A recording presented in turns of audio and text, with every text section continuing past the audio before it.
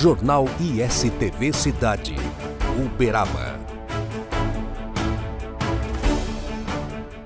Estamos de volta com o ISTV Cidade, o noticiário da família uberabense, hoje trazendo aqui uma figuraça que eu conheci recentemente, uma arte educadora. É o nome assim agora que fala? Sim. Elisa Carvalho. A arte educadora tem uma história ligada ao mundo das artes, da cultura. Você vai ver, nós vamos conversar. Muito obrigado primeiro por aceitar o nosso convite, Elisa. Eu que agradeço a oportunidade. Seja sempre muito bem-vinda. Olha, eu quero que você comece a contar como é que você entrou no mundo das artes, como é que é a sua formação, onde é que você cresceu, né, nesse mundo, para a gente começar esse bate-papo aqui. Então, Paulo, eu sou uberabense, mas eu fiz a minha formação em arte em São Paulo, na cidade de São Paulo. São Paulo capital, que legal. Cidade capital, São Paulo capital. Eu fui fazer a Faculdade de Belas Artes em São Paulo, lá pertinho da Estação da Luz. Sim, a famosa. E acabei me apaixonando pelo mundo das artes. Que legal. Fiquei um tempo morando em São Paulo, trabalhando lá, trabalhei em escolas públicas, escolas particulares. Que legal. Mas olha, São Paulo me cansou muito porque aquela rotina, aquela violência da cidade. Aí eu falei, não, quero ter um filho, vou para Uberaba. Com um filho, a terra volta, claro, né? Claro. E aí voltei para Uberaba já com a minha formação de arte educadora. Antigamente se falava educação artística. Eu me lembro, não sou tão novinho assim, já vou caminhando aí para os 60 anos, tenho um neto já de 10.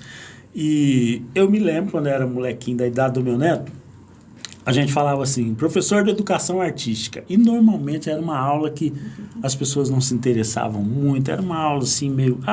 o dia que tinha pintura, que tinha desenho, chamava um pouco a atenção. Era isso, né?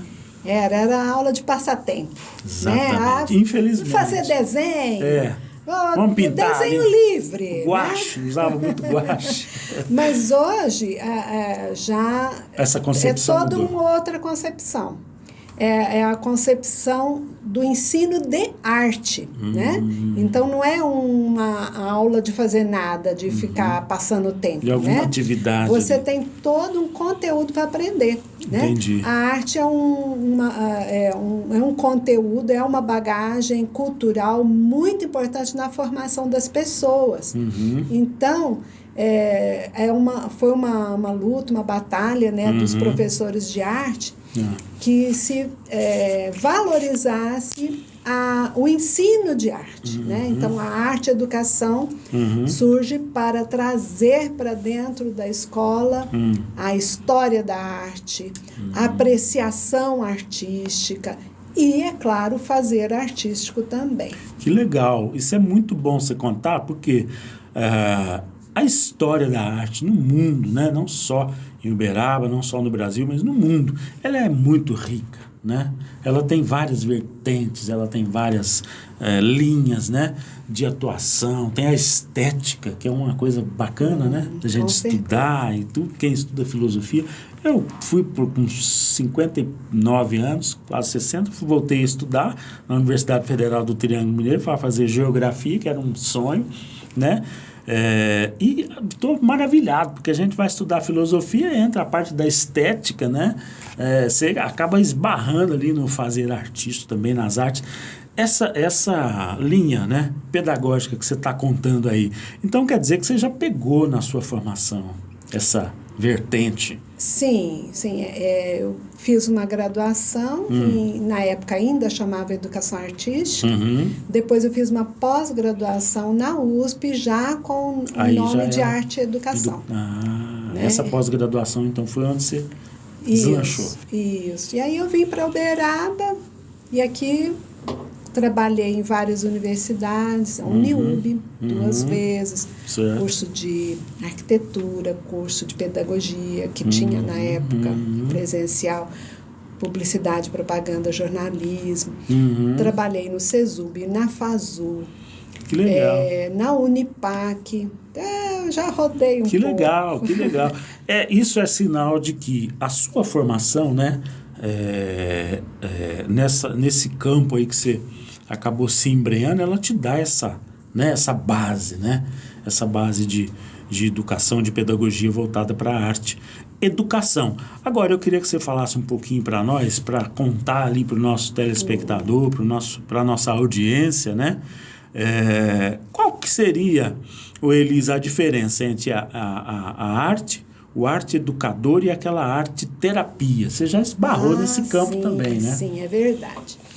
Então, é uma das formações que eu tenho em arte-terapia também. Que legal. Eu fui fazer a formação em arte-terapia bem depois, né? Eu tenho mais de 30 anos de arte educadora, mas eu senti essa necessidade de entender o que era arte-terapia. Certo. Porque a arte-educação, né, você leva a arte como conteúdo dentro da sala de aula. Certo. Já a arte-terapia... Preocupação mais pedagógica. Né? Isso, e de conteúdo, de conhecimento. E já a arte-terapia utiliza-se dos processos artísticos como forma terapêutica. Então, por exemplo, aquilo que às vezes fazia assim, desenho livre, desenho o que você quiser na aula de educação artística, né? De uma certa forma tinha um viés terapêutico. Certo. Porém, não era a arte-terapia. Porque o arte-terapeuta hoje, ele tem que ter uma série de conhecimentos de psicologia. Porque ele tem que saber trabalhar a necessidade do seu paciente, no caso ali, atendido. Sim. Então, por exemplo, você precisa fazer algum processo com argila, esse arte-terapeuta, ele sabe conduzir, né? Com tinta, com desenhos, né? Tudo para conduzir ao bem-estar emocional e psicológico. Então, é um trabalho que pode ser feito nas unidades de saúde, nos consultórios, e essa também é uma formação minha.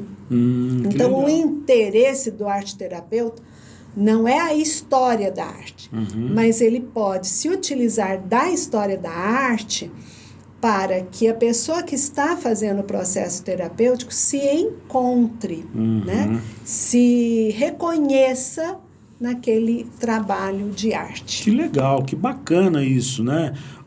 Elisa, e uma outra coisa que eu sempre tenho uma curiosidade mesmo. Aliás, essa questão da arte-terapia já tem, inclusive, uma previsão no SUS, né? No Sistema Único de Saúde, que tem lá uma previsão para que esse serviço, né, possa ser oferecido. Você vê Uberlândia, um tempo atrás, acho que é antes da pandemia, cada escola tinha um arte-terapeuta.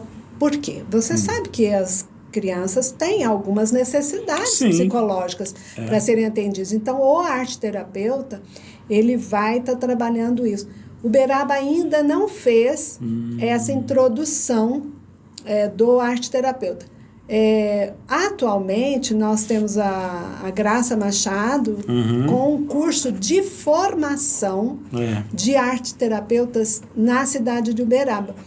Esse curso não é um curso de final de semana. Tem muita gente que pensa que vai lá na internet e abaixa esse curso. Não, é um curso de pós-graduação.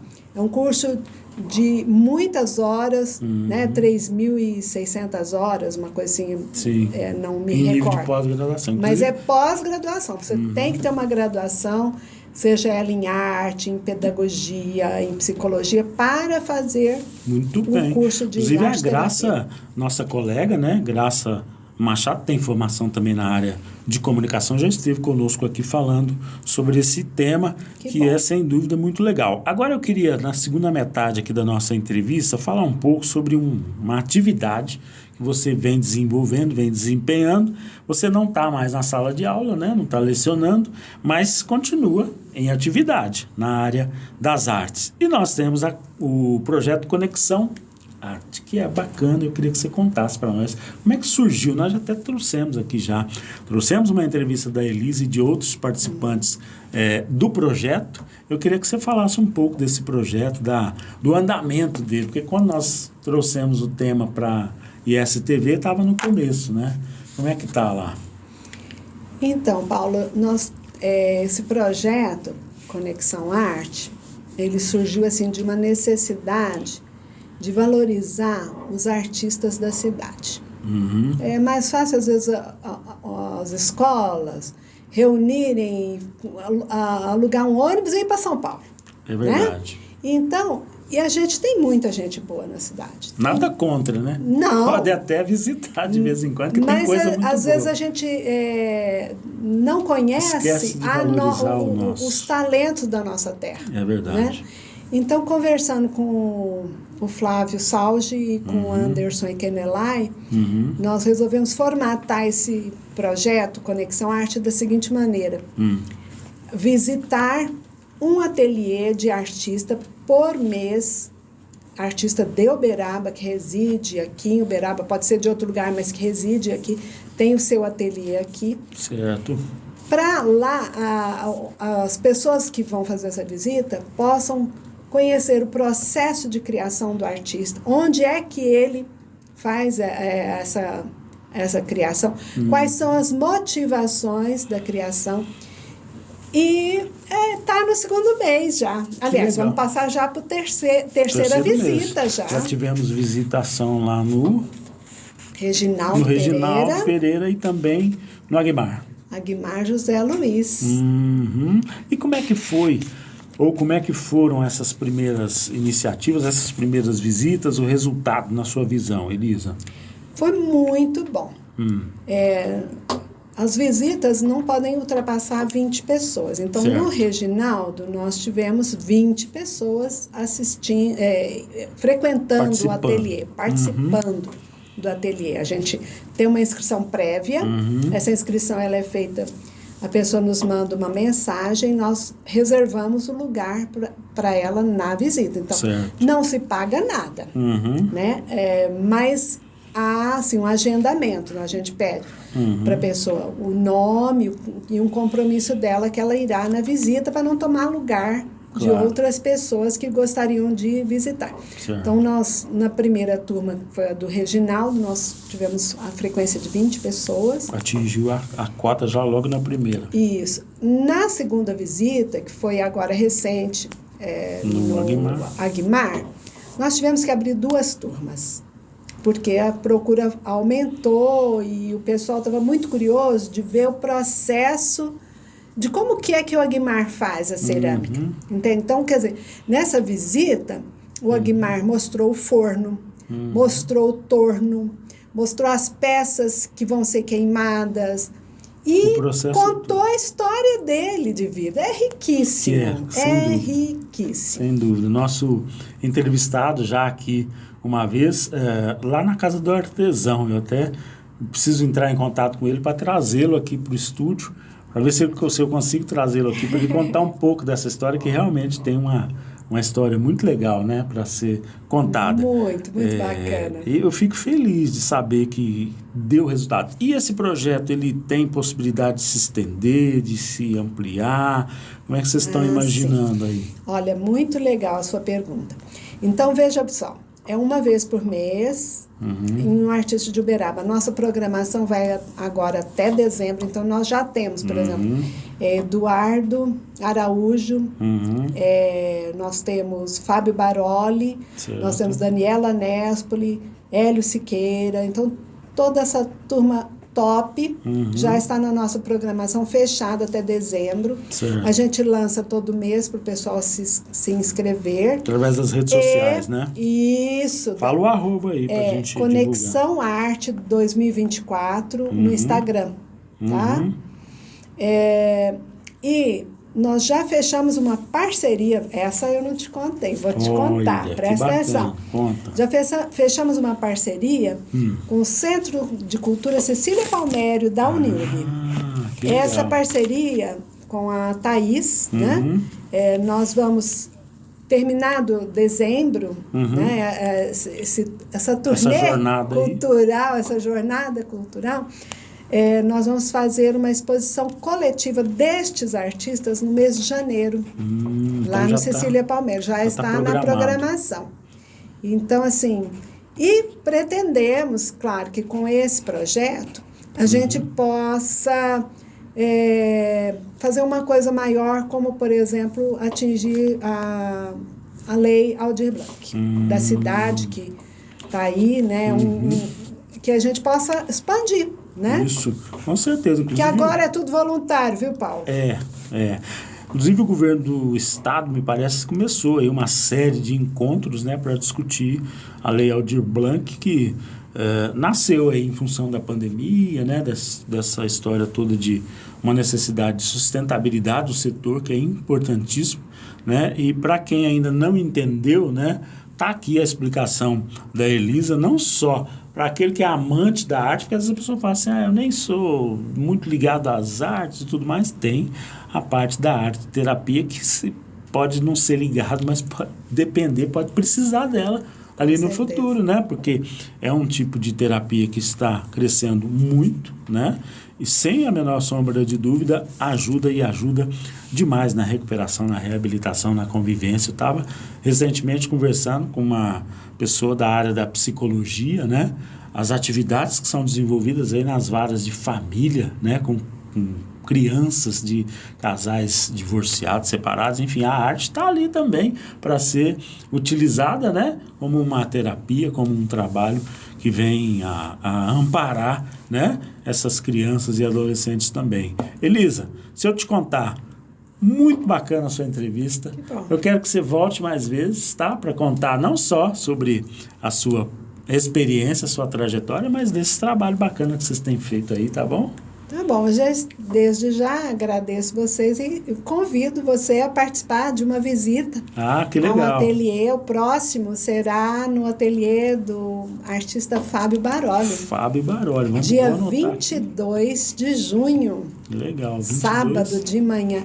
Mas olha, tem que fazer a inscrição antes, tá? Fazer o contato lá com a equipe através do @ConexãoArte2024 para poder garantir a sua vaga e, se precisar, 2 grupos, né? Ou mais. Vamos ver. Então tá bom. Vai depender do artista. Tá certo. Muito obrigado pela sua participação. Volte sempre. Eu que agradeço. Aliás, agradecer também a presença dos familiares da Elisa. Fala aí o nome da mamãe, do irmão, que eu não anotei.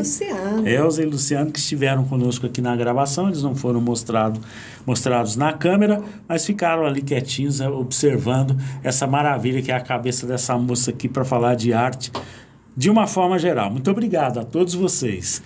E essa TV Cidade, o noticiário da família uberabense.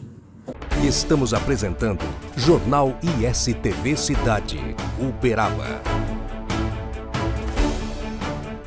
9, atendendo toda a região. Café Silva, cada vez melhor. Voltamos a apresentar Jornal ISTV Cidade, Uberaba. Mudamos de assunto no ISTV Cidade para falar sobre um projeto do Sindicato dos Produtores Rurais de Uberaba que rastreia e mostra a origem dos alimentos. Confira na reportagem. Nós estamos aí desde dezembro de 2023 com o projeto Saracura em andamento, né? O Sindicato dos Produtores Rurais viu a necessidade de levar para o pessoal da cidade a informação daquele produto que ele está consumindo, né? De onde veio, como aquilo foi produzido. Então esse projeto começou no supermercado, um piloto, e agora a gente está expandindo, onde aquele produto tem uma plaquinha lá na gôndola informando, por exemplo, esse café não nasceu aqui. Foram necessários mais de 1.100 dias, desde que alguém plantou, selecionou o grão, beneficiou para você estar com a sua família no seu café da manhã, tomando aquele cafezinho gostoso. E com isso nós expandimos aí primeiro para 16 produtos, arroz, feijão, macarrão, carnes. E na Exposebu nós lançamos mais 10 produtos, chegando a 26, incluímos o mel, a farinha, enfim.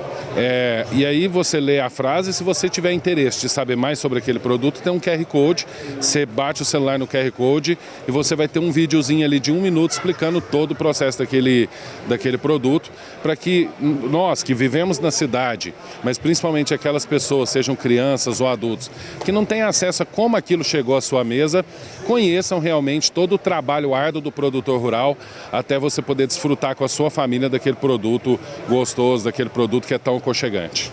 O presidente do Sindicato Rural, Marco Túlio Prata, fala também da reclamação, da reivindicação dos produtores de leite em relação à importação, em relação ao mercado deste produto, que é um ponto de preocupação dos produtores rurais. Confira. Bom, a situação do leite no Brasil, especificamente em Minas Gerais, como maior produtor de leite do país, é muito grave. Né? Algumas semanas atrás, um mês ou dois, a FAENG, a Federação da Agricultura, fez um evento em Belo Horizonte, que é Minas Grita pelo Leite. E juntou mais de 9 mil produtores rurais lá na Expo Minas, porque realmente a importação de leite de outros países que são subsidiados e que não tem um controle de qualidade tão grande, gera uma concorrência desleal com os nossos produtores aqui do Brasil e de Minas Gerais especificamente. Então é preciso que os governos estadual e federal tomem atitudes. O governo estadual, através do governador Zema, já no dia desse evento assinou um decreto retirando a isenção de imposto das indústrias que importam leite, para que incentive a comprar o leite do nosso produtor aqui do Brasil, e é preciso que o governo federal também tome uma atitude. Então hoje nós estamos aqui na Semana de Bons Negócios da Sertrim, a Comissão de Leite da Federação vai se reunir aqui para poder dar andamento a essas tratativas, a essas estratégias, porque isso é urgente.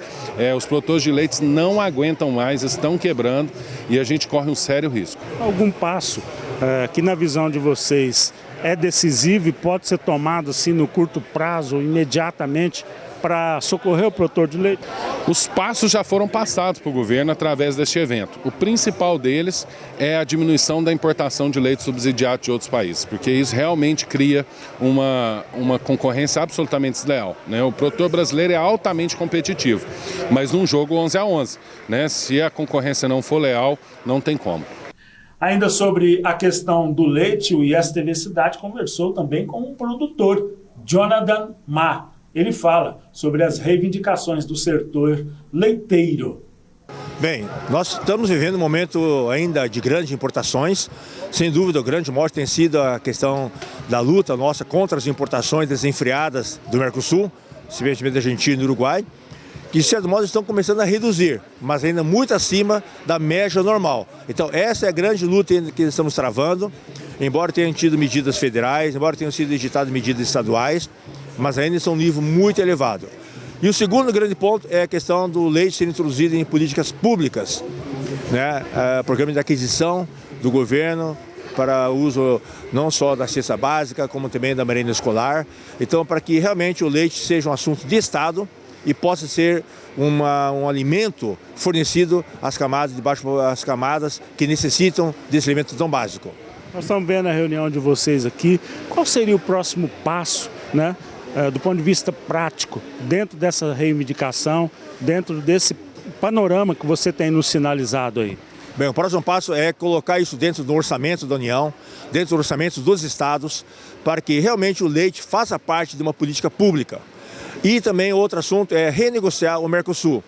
O Mercosul foi criado há mais de 20 anos, quase 30 anos, nós temos que renegociar, temos que sentar e olhar novamente, porque as coisas evoluíram, o mercado evoluiu e não podemos deixar a situação como está de maneira escancarada, que isso afeta um setor ou outro e não podemos deixar isso continuar dessa maneira. Da sua parte, o grupo continua produzindo leite, não vai desistir, continua firme na produção leiteira? Sim, apesar dos pesares, apesar das dificuldades, o leite é uma atividade importante, ela é economicamente, socialmente e ela continua sendo alvo da nossa ação, da nossa atividade econômica. ISTV Cidade, o noticiário da família uberabense, para falar sobre um assunto que parecia ser uma pedra no sapato da prefeita Elisa, mas foi arquivado o relatório da Comissão Especial do Lixo, a CEI do Lixo, com pedido à parte de comissão processante. A maioria dos vereadores da Câmara Municipal votou pelo arquivamento do relatório da Comissão Especial de Investigação, a CEI, que apurou a concessão para o gerenciamento regional do lixo na sessão dessa última segunda-feira. O vereador Caio Godoy, no entanto, que é do PP, ele pediu a abertura de uma comissão especial processante, uma CPP, em relatório individual apartado, apresentado por ele, que atuou como vice-presidente da comissão especial da CEI. O argumento do vereador Caio Godoy é de que a operação resultou em prejuízo para os cofres públicos. Segundo ele, as contratações emergenciais não eram a única opção da Prefeitura de Uberaba para a continuidade do serviço relacionado aos resíduos sólidos, sendo que, entre aspas, essa escolha acarretou prejuízos financeiros ao município em valores expressivos, fecha aspas, afirmação do vereador Caio Godoy. O relatório, assinado pelo presidente da comissão, Luiz Donizete da Silva, do PMN, Luizinho Canecão, e também pelo relator, vereador Samuel, do PMB, foi o primeiro a ser lido em plenário. Segundo estes, o relatório apontou que não há irregularidade na contratação, mas, apesar disso, eles sugerem a remessa dos autos das apurações do relatório ao Ministério Público Federal e também ao Ministério Público Estadual. E com isso, nós chegamos ao fim de mais esta edição do ISTV Cidade, o noticiário da família uberabense. Jornal ISTV Cidade, Uberaba.